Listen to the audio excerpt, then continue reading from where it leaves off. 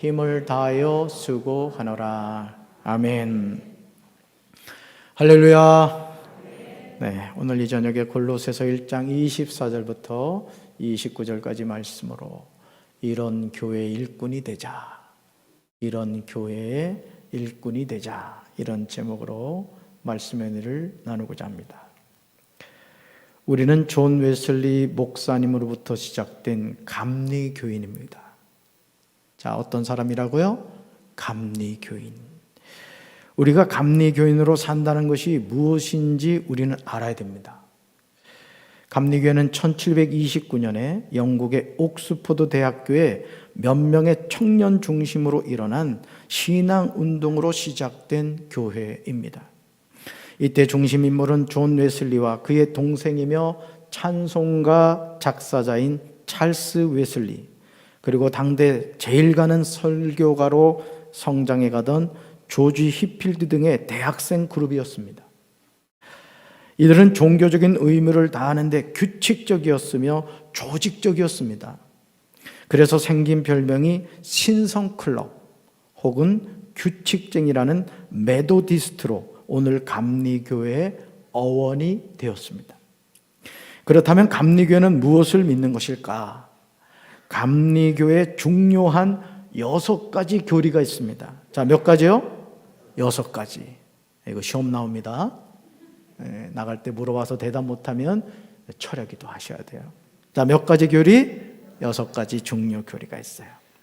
감리교회는 성서의 터전 위에 세워진 교회입니다. 프로테스탄트 종교개혁의 교리와 신앙을 재강조하는 순수한 교회입니다. 다시 말하면 감리교 신앙은 사도신경 속에 계시가 된 전통적인 기독교 신앙에 근거하고 있습니다. 우리 이것을 알아야 됩니다.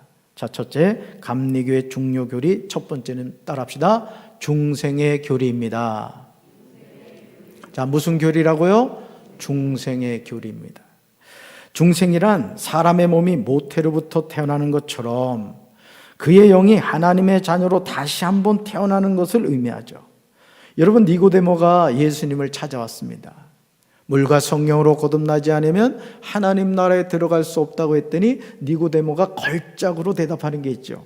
주여, 어떻게 이 나이에 어머니 태중에 다시 들어갑니까? 자, 뭘 이해하지 못한 거예요? 중생의 의미를 이해하지 못한 겁니다. 몸이 태어나듯이 우리의 영이 하나님의 자녀로 거듭 태어나야 된다는 거예요. 아멘이십니까? 바로 이 순간이 뭐겠어요? 예수님을 영접함으로 하나님의 자녀가 되는 거예요. 저는 강경제일교 여러분 중생의 체험을 하게 되길 주님의 이름으로 축원합니다. 중생이란 사람의 아들들이 하나님의 아들들로 거듭나는 것을 의미합니다. 자, 두 번째 교리 볼까요? 같이 읽습니다. 성령의 증거입니다. 성령의 인도함을 받는 사람은 심판의 하나님이 아니라 사랑의 하나님을 믿습니다. 그러므로 존 웨슬리는 언제나 믿는 자의 마음속에서 성령이 친히 그가 하나님의 자녀라는 확증을 준다고 역설하였습니다. 여러분 안에도 이 성령의 증거가 함께 하시길 주님의 이름으로 축원합니다. 그래서 하나님의 자녀는 하나님의 말씀을 붙잡고 살아갈 때 성령께서 우리의 삶을 이끌어 주세요. 마치 자동차에 있는 내비게이션이 목적지를 설정하면 그때부터 어떻게 해요? 오른쪽으로 가십시오, 좌회전 하십시오, 우회전 하십시오 하듯이 내 안에 성령님이 계시면 그 성령님이 나를 생명의 길로 인도하여 주시는 줄로 믿습니다. 자, 세 번째 볼까요? 같이 읽습니다. 하나님의 우주적인 구속이라는 신앙입니다. 자, 이 말이 뭐냐? 만인 구원론이라는 뜻이기도 해요. 만인 구원론. 이것이야말로 감리교회가 열심히 그리고 자랑스럽게 선포하는 교리죠. 장로교는 예정서를 믿습니다. 무슨 얘기냐면 이미 구원받을 사람과 구원받지 못할 사람들이 정해져 있다는 거예요. 그런데 우리 감리교회는 뭐예요? 누구나 구원받을 수 있다는 거예요. 아멘? 네. 물론 이런 교리는 완벽하지 않아요. 사실은 제가 말씀드린 것처럼 코끼리를 시각장애인이 경험을 했어요. 눈이 보이지 않아요. 그러면 그 시각장애인이 코끼리의 어느 면을 만졌느냐에 따라서 코끼리에 대한 이미지가 다르겠죠. 꼬리를 만진 시각장애인은 코끼리를 뭐라고 말하겠어요? 코끼리는 털복숭이야. 또 코끼리의 코를 만진 시각장애인 뭐라고 할까요? 코끼리는 호수처럼 생겼어. 또 코끼리 배를 만진 시각장애인 뭐라고 그랬어요? 코끼리는 평평해. 틀린 말이에요? 맞는 말이에요? 맞는 말이에요. 그런데 완벽하게 맞진 않죠. 코끼리 한 부분을 만진 거예요. 여러분, 교리라는 건 그렇습니다. 만인구원론이 맞느냐, 예정설이 맞느냐, 그건 부분적인 거예요. 아멘? 어쨌든 우리 감리교회는 뭘 믿는다? 만인구원론을 믿는다. 히브리서 2장 8절과 9절에 있는 말씀과 같이 그리스도께서 죽으신 것은 모든 사람을 위하여 죽으신 거예요. 아멘? 그래서 이 세상에서 심판받고 지옥 갈 영혼은 없어요. 누구든지 예수님을 믿기만 하면 하나님이 아무리 극악무도한 죄인이라 할지라도 용서하시고 하나님의 백성 삼아주시는 줄로 믿습니다. 자, 네 번째 중요 고려 볼까요? 같이 읽습니다. 믿는 자의 범죄에 관한 문제가 감리교회 교리의 또 하나의 특색입니다. 자, 감리교회는 한 번 구원을 받은 사람은 결코 믿음을 배반하거나 범죄할 수 없다는 잘못된 교리를 거부합니다. 여러분 어때요? 한 번 구원받은 사람은 결코 믿음을 배반하지 않아요? 멀리 볼 필요 없어요. 자신을 바라보면 되죠. 여러분, 이제까지 신앙생활하면서 중생의 체험을 했어요. 구원의 확신이 있어요. 근데 여러분, 믿음을 배반한 적 있어요? 없어요? 대답 안 해도 알아요. 저를 보면 알거든요. 또 여러분, 범죄했어요? 안 했어요? 대답 안 해도 알아요. 저를 보면 알아요. 자, 감리교회는 한 번 구원을 받은 사람은 결코 믿음을 배반하거나 범죄할 수 없다는 잘못된 교리를 거부해요. 인간은 절대 죽을 때까지요, 완전한 존재일 수가 없어요. 예수님의 이름을 의지하지 않고는 우리는요, 늘 넘어집니다. 그렇지만 넘어진 자리에서 예수님의 이름을 의지하여 다시 일어나면 될 줄로 믿습니다. 일단 죄사함을 받은 후에도 시험에 들어서 죄를 범할 수 있는 것이 인간이에요. 이것이 우리의 약함이에요. 그러니까 여러분, 우리가 깨어서 기도하지 않으면, 우리가 예수님을 의지하지 않으면요, 우리는 금방 낭패와 실망을 당하게 되죠. 일단 구원을 얻은 사람이 범죄하면 용서받을 길이 없다고 하는 말도 감리교회는 인정하지 않아요. 너 범죄했어? 그럼 너는 소용이 없어. 너는 이제 기회가 없어. 이런 교리도 믿지 않는다는 거예요. 회개하고 돌아오면 하나님이 용서하세요. 아멘. 그래서 베드로가 그러잖아요. 주님, 형제가 나한테 와서 용서를 구하면 몇 번? 7번까지 아주 크게 쓴 거예요. 7번 용서해 주면 되죠? 사실은 한 번 용서해 주기도 어렵잖아요. 그때 예수님 뭐라고 대답하세요?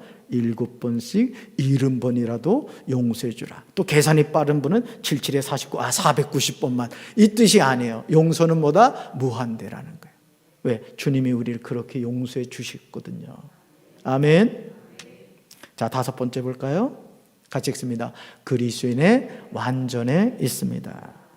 감리교의 가장 특색 있는 교리 중에 하나는 그리스도인의 완전입니다. 감리교회가 가르치는 그리스도인의 완전은 마치 아무 결점도 없고 개선의 여지도 없는 어떤 완성품을 의미하는 게 아니에요.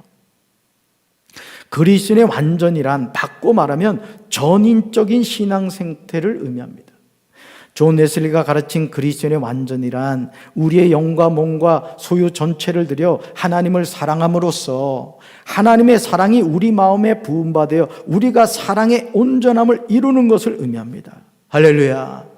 그러니까 내 삶이 뭐로 가득 차지는 거예요? 사랑으로 가득 차지는 거예요. 아멘.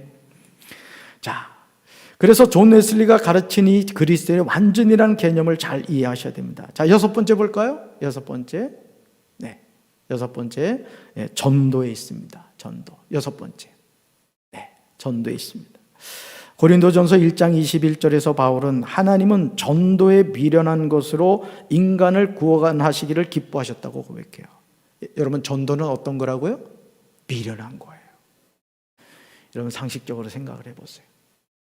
평생 부처님을 믿던 사람에게 어떤 사람이 당신 예수님 믿으세요, 이 말을 했다고 그 사람이 예수님을 믿을까요? 믿지 않을까요? 참 곤란할 질문을 하죠. 제가 어떤 대답이든 정답입니다. 중요한 것은 하나님이 구원하시기로 작정한 사람이라면 여러분이 던진 그 한마디 말이 그의 삶을 움직입니다. 왜? 전도는 미련한 거거든요. 그래서 저는 우리 강경제일교회 성도들이 미련한 사람들이 되길 바라요. 아주 무대뽀 신앙을 가져야 돼요. 그래서 여러분, 우리가 자꾸 왜 전도를 함에 있어서 전도를 못하느냐? 지혜롭게 하려고 해요. 성경 일독하고 해야지, 40일 작정기도 하고 해야지. 그럼 더 못해요. 사실 전도를 제일 잘하는 사람이요, 새가족입니다. 헌가족이 아니에요. 왜요? 새가족은 눈에 뵈는 게 없거든요. 또 아는 게 없어요. 그러니까 어떻게 해요? 그냥 전하는 거예요. 뭐라고요? 야, 예수님 믿으니까 좋아. 여러분, 전도를 너무 지혜롭게 하려고 하지 마시기 바랍니다. 미련하게 해야 돼. 예. 기독교 역사상 감리교 전도인들만큼 먼 거리를 다니며 전도하고 교역자와 평신도가 구별 없이 총동원되어 전도한 교회는 일찍이 없었습니다. 여러분, 존 웨슬리 목사님이 말을 타고 전도를 하셨거든요. 지구를 7바퀴 반인가 도르셨대요. 얼마나 전도에 열정을 가졌는지 몰라요. 사실 이 감리교회 운동은 7명 정도의 소수의 인원에 의해서 시작이 됐어요. 감리교 운동의 아주 큰 특징이 뭐냐면 평신도 중심으로 시작됐다는 거예요. 우리 강경제일교회 성도 여러분들이 자신이 감리교인임을 기억하고 생명의 복음을 전하는 데 앞장서게 되시기를 주님의 이름으로 축원합니다. 감리교의 전도 방법은 부흥 설교를 통한 전도와 개인 전도 등 두 가지 특색을 지니고 있습니다. 첫째, 부흥 설교를 통한 전도는 하나님의 구원 소식을 다른 사람에게 전달해 주는 사람의 소리입니다. 다시 말하면 복음을 현대인에게 가져다 주는 거죠. 메신저 역할을 하는 거예요. 자꾸 복음을 전파하는 거예요. 둘째, 개인 전도는 한 사람이 다른 한 사람에게 접촉하여 복음을 전달하는 인격적인 방법입니다. 그러니까 부흥 설교를 통한 전도, 개인 전도를 통한 전도를 우리 감리교회에 했다는 거죠. 감리교회는 모두가 전도인화 되든지 그렇지 않으면 죽는 것뿐이라는 것이 본래의 정신입니다. 여러분, 이웃이 죽어가고 있어요. 그런데 여러분에게 그 이웃을 살릴 수 있는 방법이 있어요. 자, 그러면 여러분, 그 방법을 알려주겠습니까? 안 알려주겠습니까? 만약 안 알려주면 그 사람을 뭐라고 그러죠? 여러분, 누군가를 살릴 수가 있는데 살리지 않고 방치했어요. 그럼 그걸 뭐라 부르죠? 그 법률 용어가 있던데? 안 해봐서 모르는군요. 그 뭐가 있어요?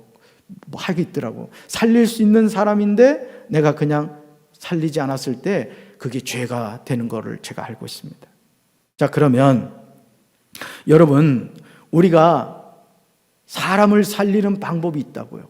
영혼을 살리는 방법이 있어요. 그게 뭐죠? 내가 영접한 예수님이에요. 아멘. 내 이웃에 있는 사람이 예수님을 믿지 않으면 어떻게 되죠? 여러분, 예수님을 믿지 않으면 어떻게 돼요? 그 영혼은 죄의 심판받고 지옥 갑니다.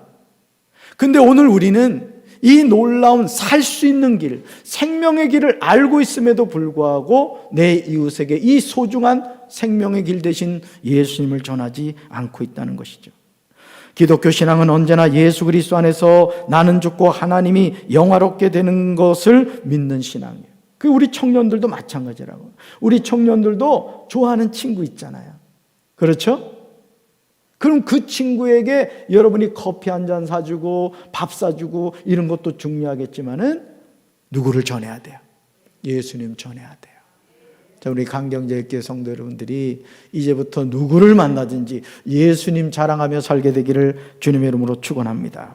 자, 교회 임원의 4가지 책임이 있습니다. 첫째, 따라붙다 예배의 책임입니다. 자, 첫째 뭐라고요? 예배의 책임. 교회 임원은 누구든지 예배 생활을 모범적으로 해야 돼요. 그래서 앞으로 이제 신천 임원을 세울 때 제가 이 예배 생활을 철저히 볼 겁니다. 주일 성수 잘하고 있는가, 새벽 기도를 쌓고 있는가, 금요 심야 기도를 참여하는가, 이런 거 아주 철저히 제가 볼 거예요. 앞으로 예배 생활에 성공하지 못하면 신앙 생활을 바르게 할 수 없습니다. 둘째 따라합시다. 전도의 책임입니다. 자, 첫째 뭐라 그랬죠? 예배 생활이라고 그랬고, 두 번째 전도의 책임입니다. 교회 임원은 누구든지 전도 생활을 해야 돼요. 여러분, 강경제일교회는 그냥 부흥하지 않습니다. 우리가 먼저 구원받은 자로서 생명의 복음을 들고 나가서 전해야 할 줄로 믿습니다. 우리 강경지역을 예수 복음으로 완전히 뒤집어 엎읍시다. 할렐루야. 여러분, 이 부침개도 말이죠, 잘 뒤집어야 맛있어요. 한쪽만 그냥 태우면 어떻게 돼요? 못 먹는다고요. 예수 생명의 복음도 전해야 할 줄로 믿습니다. 자, 셋째 따라붙다. 교육의 책임입니다. 자, 첫째가 뭐라 그랬죠? 예배의 책임. 둘째, 전도의 책임. 세 번째, 교육의 책임이에요. 교회 임원은 배우는 일과 가르치는 일에 힘써야 됩니다. 이 코로나19 때문에 그렇긴 합니다만은 앞으로 제가 여러분들에게 성경 공부를 계속 가르칠 거예요. 신천 임원들은 그 과정을 반드시 필요하셔야 직분을 드릴 겁니다. 우리 기존 임원들도 마찬가지. 내가 장로니까 그런 생각하지 마세요. 죽을 때까지 여러분 우리 말씀을 배워야 돼요. 제가 경험하는 게 뭔지 아세요? 제가 내립교회에서 사역할 때도 그랬고, 하깃교회에서 사역할 때도 그랬고, 홍성제일교회에서 사역할 때도요, 새 가족들을 제가 가르쳤어요. 이상하죠? 너무 잘 알고 있는 단순한 진리인데 제가 가르치면서 은혜를 받아요. 여러분, 우리가 신앙생활하면서 이런 분들이 있어요. 성경을 자꾸 심오하게 접근하려고 그래요. 여러분, 성경은 심오하게 접근하면 안 돼요. 성경은 딱 한 낱말로 정리가 됩니다. 예수 그리스도. 아멘. 다른 거 없어요. 성경을 펼쳤는데 예수님이 보이지 않는다. 아무리 그 설교가 은혜가 있고 뛰어나다 할지라도 그 설교에는 문제가 있는 거예요. 저는 우리 사랑하는 성도 여러분들이 말씀 배우는 일을 힘쓰시길 바라요. 그리고 배운 것을 가르치셔야 됩니다. 특별히 교회학교 교사들은 이 배우는 일, 말씀을 꾸준히 공부하는 일을 힘쓰셔야 돼요. 자, 넷째 따라합시다. 봉사의 책임입니다. 봉사의 책임입니다. 자, 첫째 무슨 책임? 예배의 책임. 둘째, 전도의 책임. 셋째, 교육의 책임. 넷째, 봉사의 책임. 이것도 시험에 나와요. 교회 임원은 봉사해야 돼요. 여러분, 직분 받아가지고 뭐 하겠습니까? 그래도 이장님이 되면 그래도 마을에 뭔가 힘이 있잖아요. 아, 요즘 이장님 월급도 나오더라고. 우리 형이 이장이거든요. 근데 교회 직분은 그게 아니야. 그냥 헌금이나 하고 뭐 받는 것도 없어요. 그렇지만 누가 불러주신 거예요? 어떻게 그래 잘 알아요? 대답만 하는 거요? 진심이요? 여러분, 나에게 누가 직분 주셨다? 하나님이 주셨어요. 그러면 그 직분 가지고 뭐 해야 돼요? 봉사를 해야 돼요. 교회 임원의 생활은 나너 우리의 생활이 있어야 됩니다. 나는 개인 생활로서 경건의 생활을 해야 돼요. 아멘. 너는 가정 생활로서 가정에서 모범을 보여야 됩니다. 또 우리는 사회생활로서 믿지 않는 사람들에게 신앙인으로서 본을 보이며 살아야 합니다. 교회 임원의 생활에서 가장 중요한 것이 개인 생활이에요. 개인 생활이 바로 되지 못하면 다른 생활을 기대할 수가 없기 때문에 그래요. 임원의 개인 생활은 임원 각자 가져야 할 경건의 생활입니다. 개인 생활에서 갖춰야 하는 중요한 세 가지 요소가 있어요. 몇 가지? 세 가지. 첫째 따라합시다. 기도하는 생활입니다. 자, 개인 생활에서 갖춰야 할 세 가지 중요한 요소 가운데 첫째가 뭐냐? 기도하는 생활이에요. 교회 임원으로 선임되면 무조건 새벽 기도에 참석해야 돼요. 아멘 안 하는 분들은 뭡니까? 교회 임원이 되면 뭐 해야 된다? 무조건, 이게 중요해요. 무조건 새벽 기도에 참석해야 돼요. 기도는 하나님과의 영적 교제이며 신령한 대화예요. 기도는 호흡과 같은 것이므로 임원의 생활에서 기도를 쉬거나 중단하게 되면 그 신앙은 허약해지고 주님이 자신에게 주신 사명을 감당할 수 있는 힘이 상실돼요. 여러분, 하나님의 일은 하나님이 주시는 능력받아 감당하는 줄로 믿습니다. 특별히 임원들은 기도의 필요성을 재인식하고 무엇보다 먼저 기도하는 일에 최선을 다해야 돼요. 기도하는 일은 영이 사는 길이에요. 그래서 권사님들 가운데 전도사님이 대표 기도 시키면 내가 2주간에 저 고향 다녀올 일이 있다고 거짓말 치고 이러면 안 돼요. 다 알고 있어요. 짧게 하셔도 돼요. 짧게 하시더라도 자신에게 주어진 기도의 시간을 꼭 여러분 하셔야 돼요. 두 번째 따라합시다. 성경을 보는 생활입니다. 첫째는 뭐고요? 기도하는 생활이고, 두 번째는 성경을 보는 생활입니다. 임원의 개인 생활에서 말씀을 보고 연구하는 생활은 매우 중요해요. 기도가 호흡이라면 요한복음 4장 34절을 보시면 성경은 영적인 영양을 섭취하는 양식이에요. 우리가 말씀을 통하여 우리의 마음이 뜨거워질 때 사명을 이해할 수 있는 힘을 가지게 됩니다. 아멘. 성경을 읽을 때 세 가지 요소가 갖춰야 돼요. 첫째, 성경은 매일 읽어야 하며 많이 읽어야 됩니다. 두 번째, 성경을 읽을 때 기도하면서 믿음으로 읽어야 돼요. 세 번째, 성경을 읽으면서 올바른 지도를 받아야 돼요. 성경은 깊은 진리를 탐구하는 것이기 때문에 올바른 지도를 받을 때 반드시 담임 목사의 지도를 받아야 돼요. 또는 담임 목사가 허락한 우리 목회자들을 통해서 여러분 성경 공부하셔야 돼요. 여러분, 신천지 이단에 왜 많이 넘어간지 아십니까? 담임 목사에게 허락도 받지 않고 그냥 아주 훌륭한 성경 선생님 계시다고 가봤더니 신천지였던 거예요. 여러분, 이단들이 여러분 위장하고 우리에게 접근합니다. 여러분, 교회 밖에서 진행되는 성경 공부 혹시 하시는 분들이 있으면 담임 목사에게 꼭 검증받고 하셔야 돼요. 아멘. 자, 세 번째 따라합시다. 복음을 증거하는 생활입니다. 자, 첫째 뭐라고요? 기도하는 생활. 두 번째, 성경을 보는 생활. 세 번째, 복음을 증거하는 생활입니다. 시간과 공간을 넘어서 그리스도인의 지상의 과제가 있다면 그것은 그리스도의 증인이 되는 거예요. 증거에는 선택의 여지가 없는 절대적인 명령입니다. 임원의 생활에 있어서 기도와 성경과 함께 빼놓을 수 없는 것이 바로 증거하는 전도의 생활입니다. 기도하면 성경을 읽게 되죠. 또 성경을 읽으면 전도하게 되고, 전도하면 기도하게 되는 거예요. 이게 사이클인 거예요. 기도와 성경과 전도가 계속 돌아가는 거예요. 임원의 생활에서 기도라는 호흡을 하고 성경이라는 음식을 먹으면서도 전도라는 운동을 하지 않으면 신앙의 성장은 병들게 됩니다. 저는 우리 사랑하는 강경제일교회 모든 임원들 성도들이 기도와 성경과 전도라는 이 세 가지 사이클을 잘 감당하게 되시기를 주님의 이름으로 축원합니다. 그러므로 그리스도는 누구나 전도자가 되어야 하고 임원은 전도에 대한 바른 자세를 가져야 됩니다. 그래서 앞으로 신천 권사와 신천 장로를 세우게 되면 꼭 전도를 볼 겁니다. 전도하지 않은 분들은 앞으로 신천 권사, 신천 장로 세우지 않을 거예요. 왜요? 이건 너무나 당연한 거예요. 직분을 받는다는 건 뭐라 그랬어요? 주님의 일을 하기 위한 겁니다. 그런데 직분을 받고 일을 하지 않잖아요? 그러면 그 교회가 병들게 되는 거예요.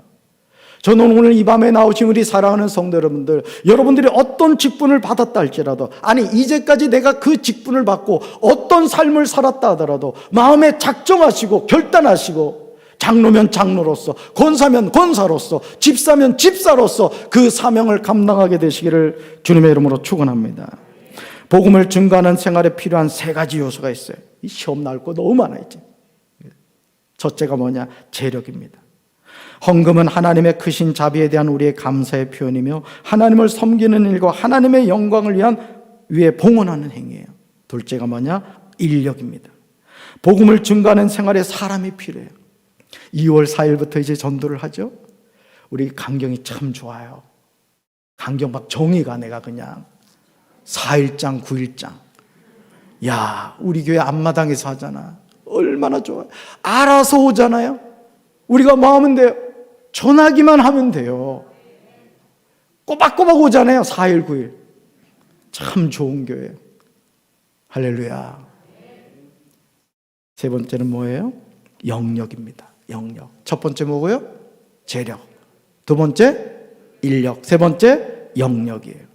세상의 일은 사람의 힘이나 물질의 힘으로 성취될 수 있지만 하나님의 일은 하나님께서 주시는 영역이 갖춰져야 행할 수 있어요. 여러분들이 다른 무엇을 다 갖추었다 할지라도 여러분, 하나님은 영이시니 예배하는 자가 영과 진리로 예배할지니라 했어요.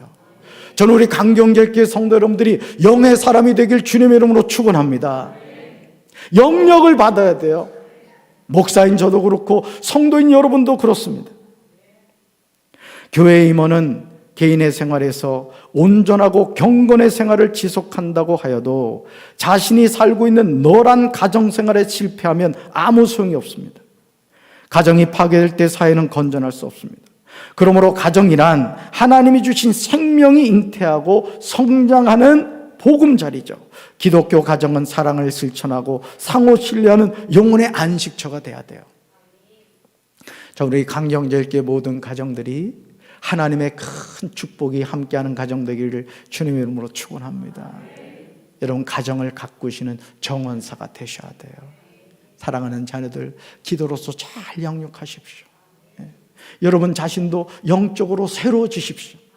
가정이 천국이 되시길 바라요. 그러면요, 그런 가정을 이루고 있는 공동체가 모인 교회는 천국이 되는 거예요. 교회 올 때는 저는 제 개인적으로는 그래요. 민낯으로 왔으면 좋겠어. 너무 포장을 잘하고 와. 그렇다고 또 화장하지 말라는 얘기는 아니에요. 뭔 뜻인지 아시죠? 가정이 행복해야 돼요. 강경제일교회 가정들 다 행복할 줄로 믿습니다. 자, 그래서 임원들이 성공적인 가정생활을 하려면 세 가지 사항에 주력해야 돼요. 첫째, 하나님을 중심하고 살 때 성공할 수 있어요. 둘째, 임원의 가정은 예배드리는 생활이 있어야 돼요. 자녀들과 함께. 셋째, 임원의 가정은 믿음을 중심으로 하는 가정이 돼야 됩니다. 자, 마지막으로 임원들은 우리라는 사회생활을 모범적으로 해야 돼요. 사회란 개인을 단위로 하여 한 가정 한 가정이 모여서 구성된 조직이죠. 그리스도는 하늘의 시민인 동시에 그가 살고 있는 한 사회의 시민이기도 합니다. 저는 강경제일교회 때문에 강경지역이 사람 살기 좋은 지역이 되기를 주님의 이름으로 축원합니다. 강경제일교회 성도들 때문에 강경이 복받게 되기를 주님의 이름으로 축원합니다. 여러분, 아브라함 한 사람을 향하여 주님이 뭐라고 했어요? 너로 말미암아 모든 민족이 복을 받을 것이라고 했어요. 저는 강경제일교회 성도들이 복덩어리가 되셔서 우리 이 강경지역뿐만 아니라 이 충남 지역이 살기 좋은 지역이 될 수 있도록 여러분 그런 역할을 하시기를 주님의 이름으로 축원합니다. 그러므로 임원이 사회생활을 통하여 기독교 윤리의 강령인 사랑이 실현될 때 사회 구현, 역사 구원이 가능하죠. 여러분, 교회에는 다양한 직분이 있습니다. 우리가 직분을 받는 이유는 하나님이 우리에게 맡기신 사명을 감당하기 위한 거예요. 그러므로 자신이 받은 직분을 바로 감당하지 않으면 하나님이 주신 직분에 대해서 직무유기를 하는 행위입니다. 감리교 교리와 장정에 기록된 장로, 권사, 집사, 속장의 직무와 사명에 순종해야 되는데요. 한번 볼까요? 자, 장로의 직무 처리를 보면 감리사의 파송을 받은 교회에서, 자, 그러니까 장로님들은요, 감리사님의 파송을 받는 거예요. 그래서 담임자를 뭐해서 도와 예배와 성례 그리고 기타 행사 집행을 보장한다. 두 번째, 담임자를 도와서, 이것도 또 나오죠. 도와서 교회 임원들의 활동을 지도한다. 세 번째, 교인들을 신방하며 신앙을 지도한다. 네 번째, 교회 재정 유지에 적극 참여한다. 담임자가 부재하거나 이것이 담임자 또는 감리사가 위임한 범위 내에서 담임자의 직무를 대행할 수 있다. 여섯 번째, 지방회 회원이 된다. 일곱 번째, 당회 구역회 지방회 임원이 되며 평신도 연회 대표로 선출될 수 있다. 여덟 번째, 직무 수행 결과를 당회 구역회 그리고 지방회에 보고한다. 아홉 번째, 장로로 은퇴한 이는 원로 장로로 하고 호칭하며 당회 임원회 구역회 지방회의 특별회원으로 예우한다. 자, 그 다음 권사의 직무와 사명을 볼까요? 교례 장정에 의하면 직무는 첫 번째, 담임자의 지도 아래서 기도회를 인도한다. 두 번째, 신자를 방문하고 낙심된 일을 권면하며 불신자에게 뭐 한다고요? 우리 권사님들 불신자에게 뭐 한다고요? 전도한다. 세 번째, 속회를 분담하여 지도 육성한다. 네 번째, 자기의 직무상 행한 바를 당회와 구역회에 보고한다. 권사 보고서를 내셔야 돼요. 이번 오는 당회부터 꼭 그거 확인하겠습니다. 그 다음요, 네, 사명이에요. 첫 번째, 교역자를 잘 도와야 돼요. 우리 권사님들 뭐 해야 된다고요? 교역자를 잘 도와야 돼요. 두 번째, 신방의 직무를 감당해야 한다. 신방 시에 꼭 기억할 것은 물질에 깨끗해야 하며 말의 실수가 없어야 되며 신앙을 바르게 인도해야 된다. 물질에 깨끗해야 돼요. 세 번째, 사랑의 봉사가 되어야 돼요. 네 번째, 희생적인 삶이 되어야 돼요. 시간의 희생과 물질의 희생이 따른다는 거예요. 온전한 11조 하셔야 돼요. 네. 그 다음요, 집사의 직무와 사명 볼까요? 기능에 따라 선교, 교육, 재무, 관리부의 임무를 분담해요. 집사 임기는 해마다 당에서 선출돼야 하기 때문에 임기가 1년이에요. 그 다음, 집사는 임원회에 빠지지 말아야 됩니다. 앞으로 출석 체크해야 되겠어요. 또 집사는 교회 각 부서에서 동참하며 책임있게 봉사해야 돼요. 집사님이 됐는데 자기 집만 사고 교회 일은 안 하면 안 돼요. 다섯 번째, 집사는 목회자의 좋은 뭐가 돼야 된다? 협력자가 돼야 돼요. 자, 그 다음 뭘까요? 속장의 사명이에요. 속장은 꿈을 가지고 사명을 감당해야 한다. 꿈을 가지는 곳에 목적과 방향을 정하게 된다. 그 꿈은 인류를 공고자 하는 꿈이어야 한다. 두 번째, 속장은 소명의식을 가지고 속회를 인도하여야 한다. 하나님의 동역자임을 기억하고 속돈을 찾아가야 된다.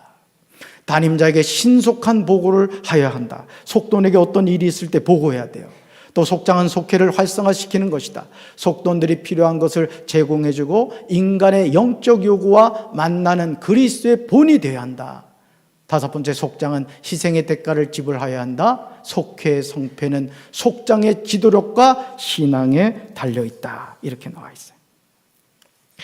여러분, 골로새서 1장 25절에서 바울은 내가 교회 일꾼이 된 것은 하나님이 너희를 위하여 내게 주신 직분을 따라 하나님의 말씀을 이루려 함이라고 고백하고 있습니다. 여러분, 어떤 직분으로 부름받으셨습니까? 그 직분을 통하여 하나님이 여러분에게 주신 말씀을 이루시기를 주님의 이름으로 축원합니다. 우리는 하나님의 일꾼으로서 하나님의 말씀을 이루면서 믿음으로 살아야 돼요. 여러분, 수능시험을 열심히 준비한 학생과 그렇지 않은 학생은 수능시험의 결과를 보면 아는 거예요. 여러분, 우리의 삶은요, 기억하세요. 이 땅의 삶으로 끝나지 않아요. 천국 가면 반드시 여러분이 이 땅에서 심어놓은 열매를 거두게 됩니다.